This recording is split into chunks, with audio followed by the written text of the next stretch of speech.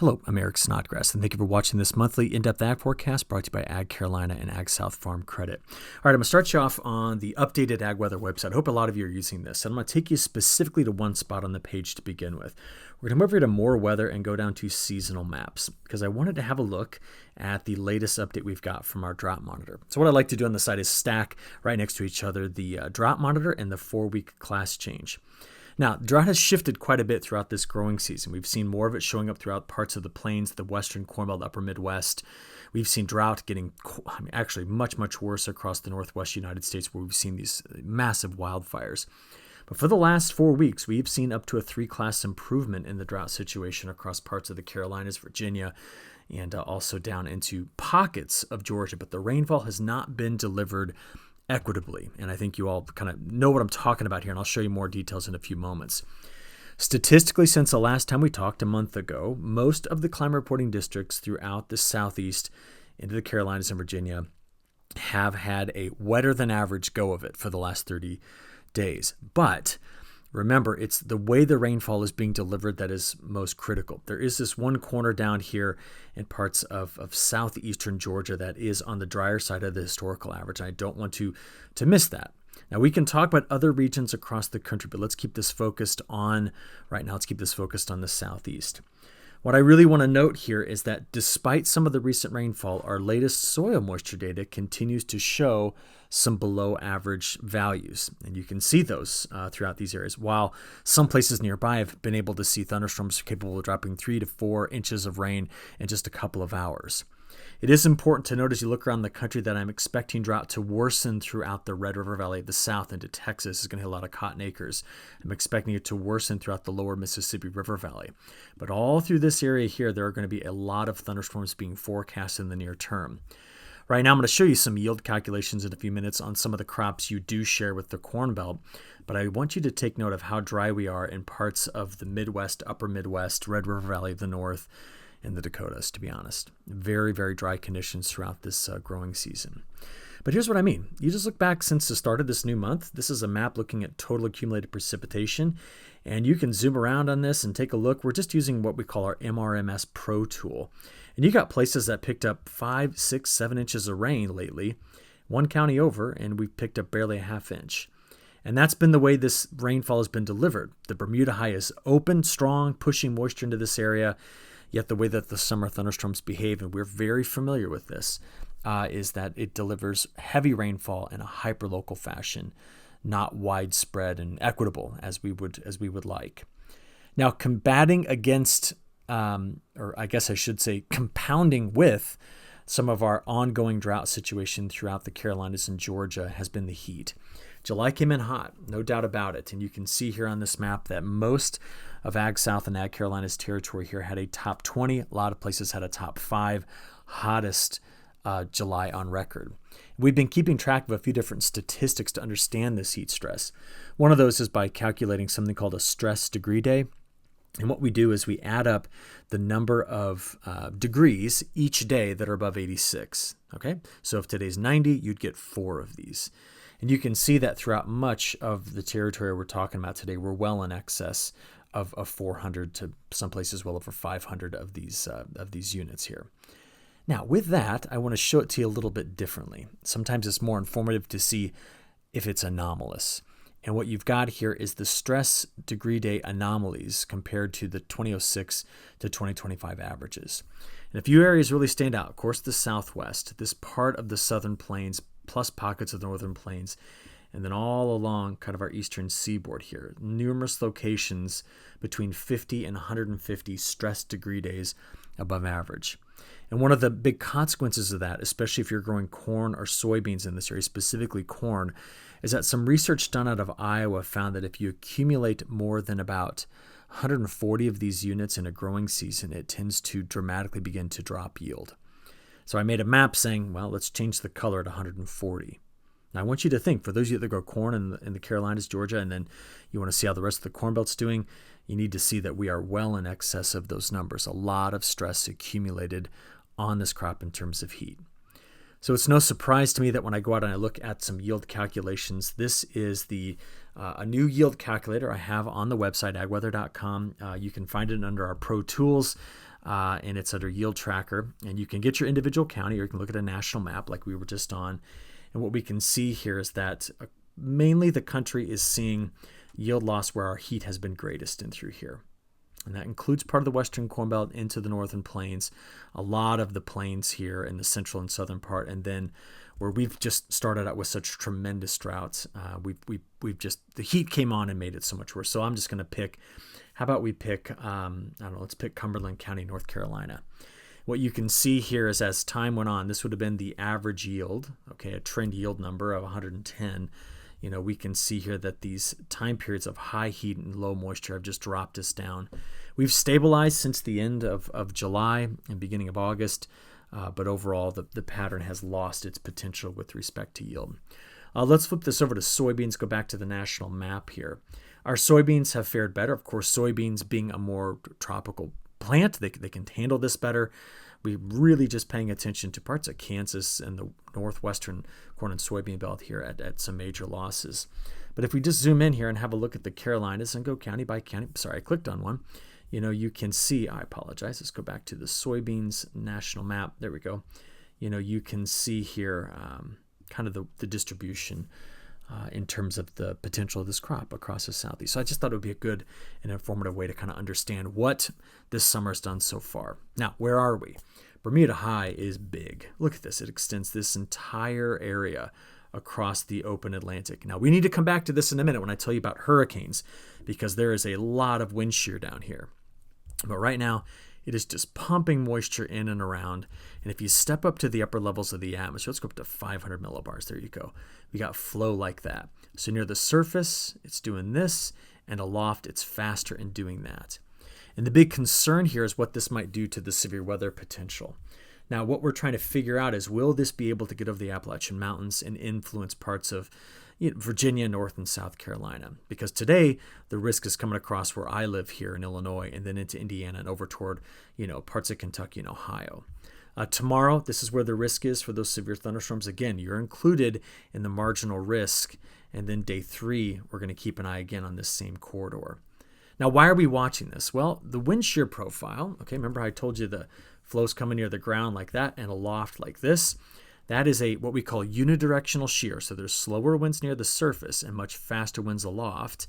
And what that tends to do is produce storms that take a trajectory in this direction, but they tend to have bowing segments that grow with time.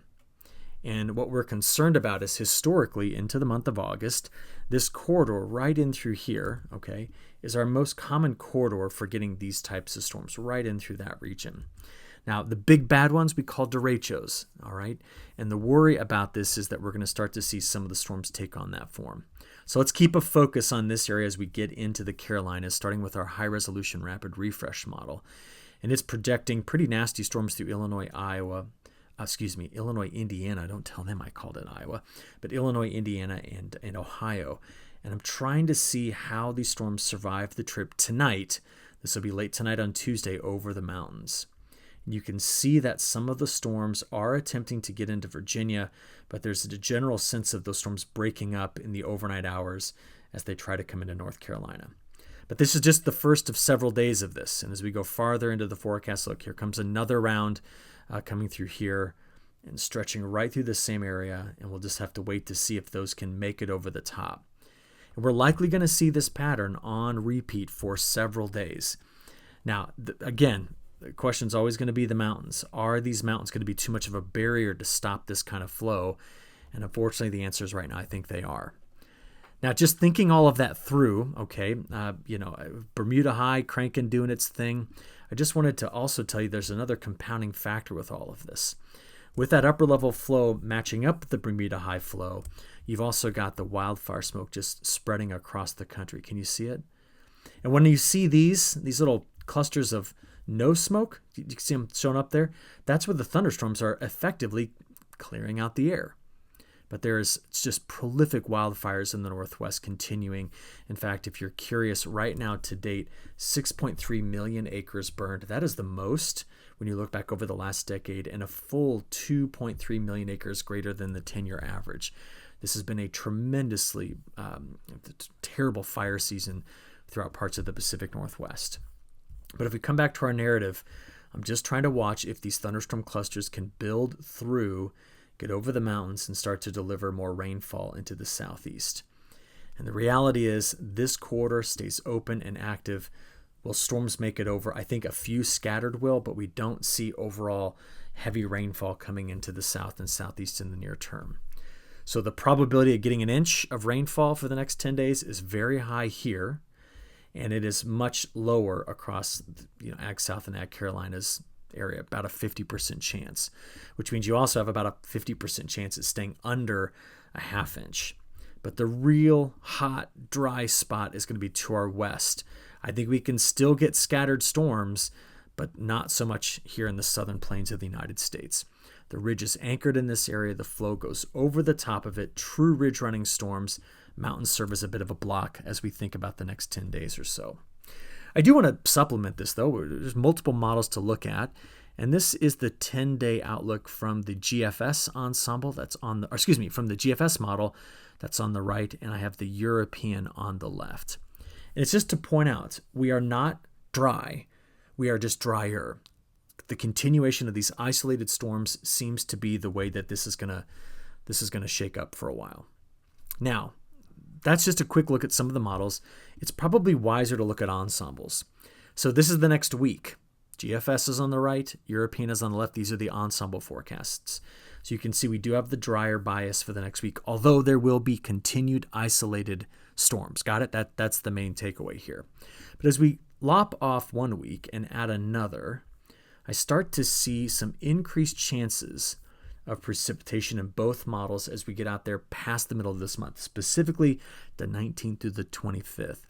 And one of the reasons for that is kind of the repositioning of the Bermuda High, some changes in the position of the upper level trough, really driving it more over into this region, which is going to help bring some of these fronts through us, use some of that moisture from the Gulf and the Atlantic to build us some better storms. But that's week 2, and it's not a really strong signal. Okay? So before I build that out and give you a bigger picture, because that's just 2 weeks on precip, can we do the same thing on temperatures? So far, while we have been warmer than average, okay, there's been a lot of cooler weather that's been coming through the Corn Belt as of late. Now, this is the beginning of August. Super hot in the southwest, very hot in the northeast. You've been above average on temperatures, but you get over the mountains, and we've had some cooler days. Now, that's not to say it's cool, but we've had some cooler than average days come through here. Have a look at today's high temperatures, though. I mean, we're just scorched again. Temperatures well up into the mid to upper 90s. This is before the heat index is accounted for. This is getting into Wednesday and Thursday and Friday. We do not lose the heat. There seems to be a pretty hard boundary where to the south of it we keep the heat on. So I'm talking midweek, 100-degree temperatures, very possible here before you account for the heat index. But have a look at the cooler weather in most of the Corn Belt. Need to consider that, because as I go to Saturday, Sunday, and Monday of next week, this line holds fast, and if you're south of it, it gets hot and stays hot. Even our longer range forecasts, this is a 5-day sliding window of temperature anomalies, so differences from normal. The next 5 days shows that line in both our GFS model on the right and the European ensemble on the left. And as I just let this 5-day sliding window go forward, we're hot and we're staying hot. But the greatest risk of this heat, okay, honestly, is back here to the west in both cases. We are above average, but it's going to be very hot over here in the southern plains. Now, the reason for the cooler weather you see here is because there's an upper level low there. And it's going to be spinning and bringing that through, which is going to also deliver a front that I think can increase our precipitation. But in terms of temperatures, I think the Climate Prediction Center, part of NOAA here, has this right, that as you look out there to mid-month and beyond, we're looking at some very, very hot temperatures, and the risk of hazardous heat is high. So that's it. That's our pattern, and we are stuck in it for a little while. Now, at some point, we'd like to see this breakdown, and sometimes that can be delivered from a hurricane or a tropical system. But if you look over the time period of August 15th to September 16th, we see that we are maintaining above average temperatures. It is hottest in the southern plains, and overall there's not a strong wet signal. And the reason for that is, as we take you now out to the heart of the hurricane season, okay, the 15th is just a couple of days beyond the heart of the hurricane season, the peak of it. Notice, I mean, look at it this way. That goes all the way to September 26th now. And the models are very aggressive on keeping this whole area drier than average with very little tropical system production. Now, if we look at where this hurricane season sits right now, okay, this is the normal rate at which we accumulate what's called ACE, or accumulated cyclone energy. We are way down here. And this is the main part of the season where it rises. The peak of the season's right about where the end of that arrow is, and then we get to the second half. But our problem right now is the wind shear has been way high. So if you just look at the line, it just continues to stay well above the climatological average, which is here. Higher wind shear tends to be disruptive to tropical convection, resisting the formation of deep low pressure, therefore resisting the formation of depressions and storms and hurricanes. On top of that, the instability, if it needs to be high, well, here's average. This is where we've been. If the instability was way up here, we'd be talking about big-time tropical thunderstorm development. Now we're not there. And lastly, for most of this summer, we've seen the pressure pattern stay above the historical normals. I mean, Bertha came through and dropped the pressure, but but on average, we've stayed above the historical average sea level pressure. Now that brings me all to a forecast. If you have a look at it, this is the newest update from the Colorado State University. These are the averages. These are the predictions for this year. And in nearly every case, we are at about 50% of a normal hurricane season being forecast. So unlike typical years where we can maybe count on some tropical moisture, remnants, of a decaying system, or unfortunately, this happens too, direct hits, I don't think that's going to be in the cards this year. When you look at El Nino years, okay, I've kind of put them up here. There's El Nino, neutral, and La Nina. If a normal year has 17 named systems, El Ninos typically have 12. So that's a pretty sizable reduction overall. Maybe an easier way to look at this is if I just kind of make some difference maps.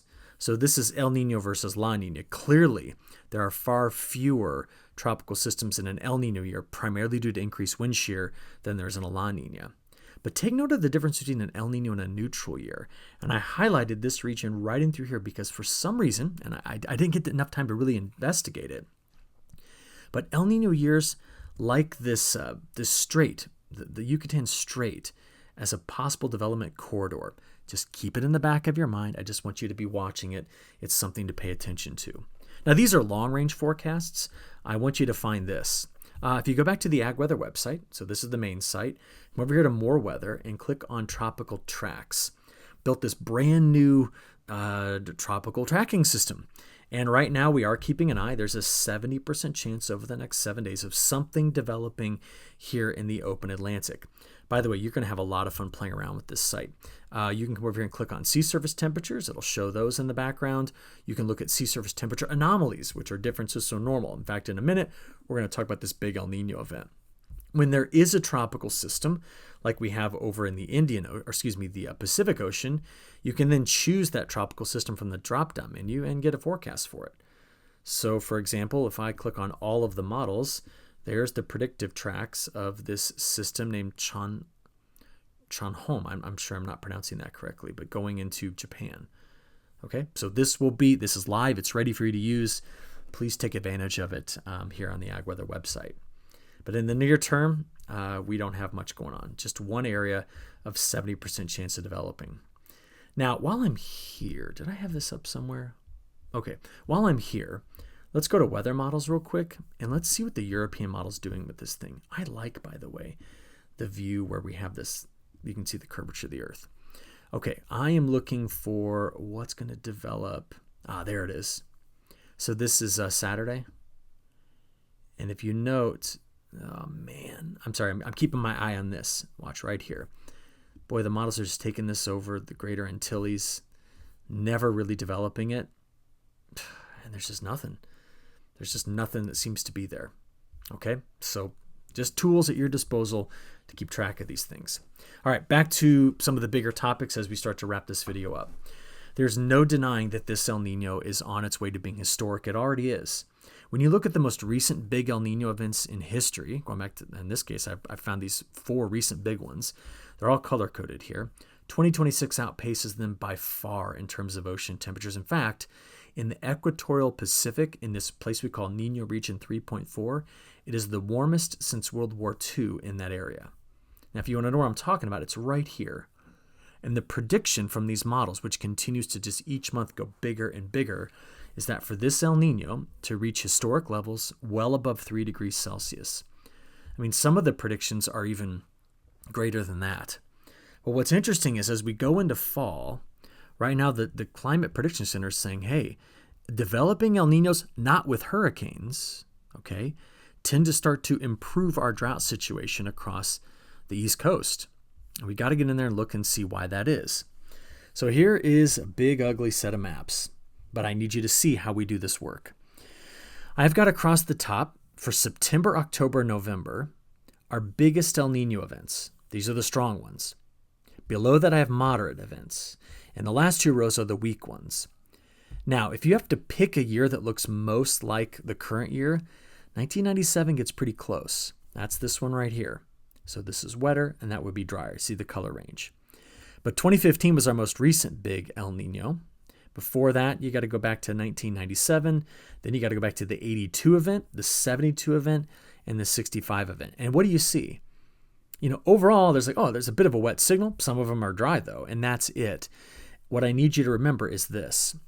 I said, well, how reliably, when looking at all the data, does an El Nino deliver below average North American rainfall in September, October, November? All right. Now, moderate El Ninos, there's a very, very low likelihood that it's dry. But we don't have a moderate. We have a strong.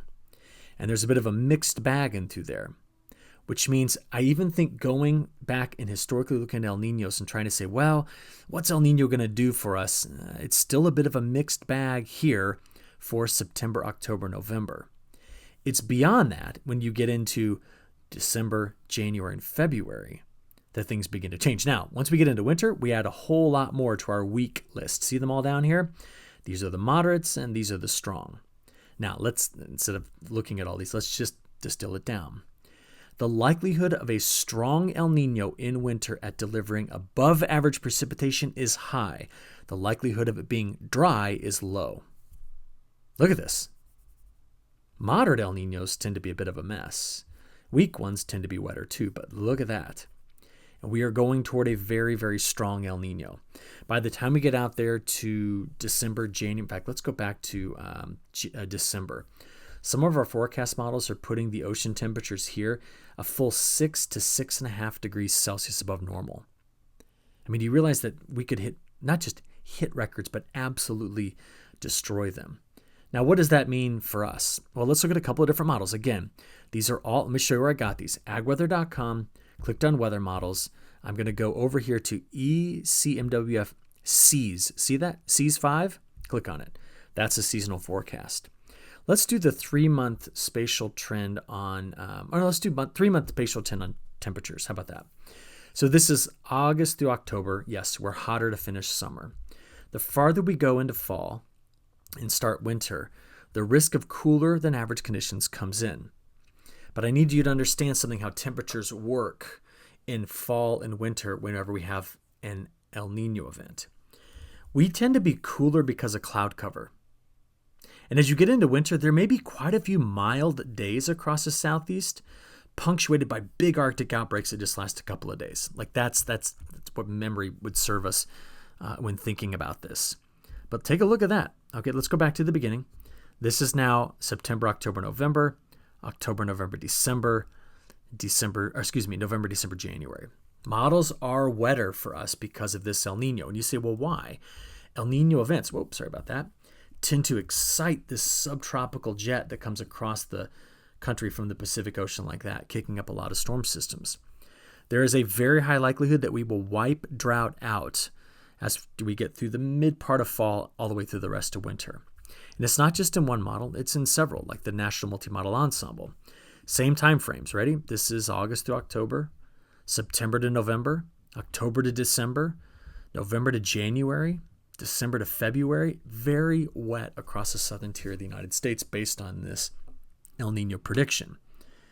So we need to watch and consider this very, very carefully as we go forward. That's the newest long-range model updates. And again, Every forecast you're going to see is going to be cool and wet for winter. Remember, every winter provides such a wild range of things. It's just when you average it all out, we're expecting cooler and wetter winter overall. Okay? Couple of things to finish up with here. A lot of talk is going to start coming up about South America. In the next 30 to 40 days, southern Brazil is very, very wet. You're going, oh crap, it's wet here too. This is going to be perfect. And you got to remember something, wetter than average through August into September. I mean, if this says, oh, they're going to be 20 millimeters wetter than average, that means you're going to get a grand total of 20 millimeters of rain. They're still in the dry season here. And what I want you to remember is this. When we think about what could create problems in Brazil, it is to be too wet in southern Brazil and too dry in northern Brazil. They're going to have to wait to plant here. It'll be too wet to plant there. Now, El Niños tend to tilt the odds in that favor, tend to make it a bit drier in the north and wetter in the south by increasing the prevalence and strength of their big subtropical high in the South Atlantic. It's right there. When that happens, it tends to just pull in October very dry air in from the subtropics, but creates a frontal boundary here with wetter conditions. Now, if that doesn't happen, they tend to pull moisture right out of the tropics, goes over the Amazon, and rains like mad.